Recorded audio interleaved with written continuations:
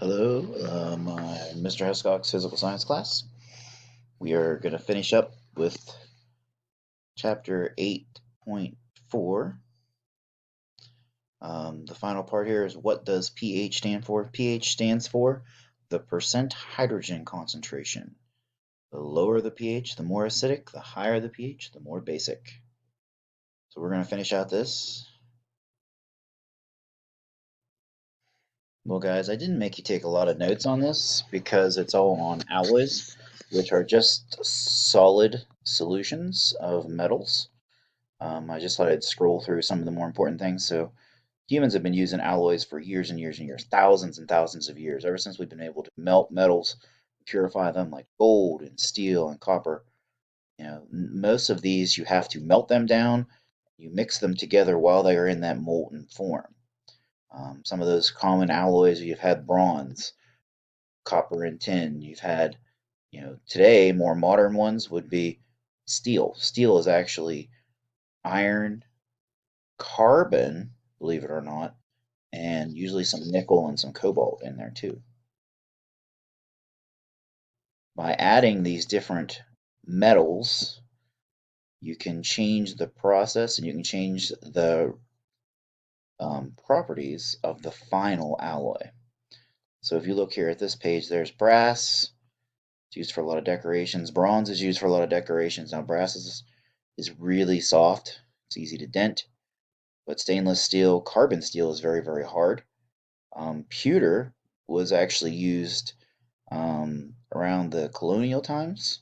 It's relatively easy to work with. It's a mixture of tin, copper, and some other metals.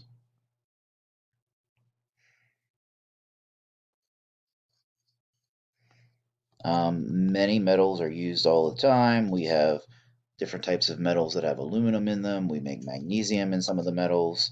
Obviously, steel is used in so much, and they actually use carbon to make the steel very, very hard. We have different types of aluminum that we use in ships, or steel in very big ships, or airplanes are more aluminum now.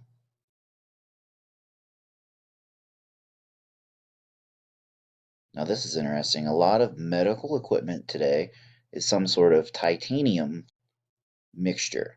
Titanium, when it's mixed with cobalt, is very non-reactive, so it doesn't rust inside your joints. I know my family has a lot of people who have fake knees or replaced all kinds of parts in them that have been put back in with titanium. It's very non-reactive, very light, very strong.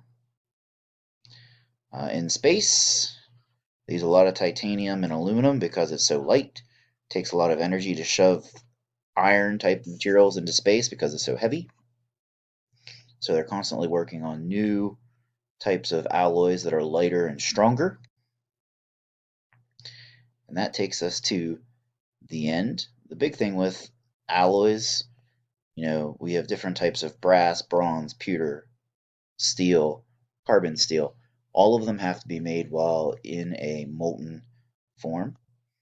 Make sure you guys are keeping up on your reading. When you're done with the reading for this section, there is one last set of review for chapter 8.4. But in the meantime, I hope this has been helpful. I'm Mr. Hescox, and I'll be seeing you soon.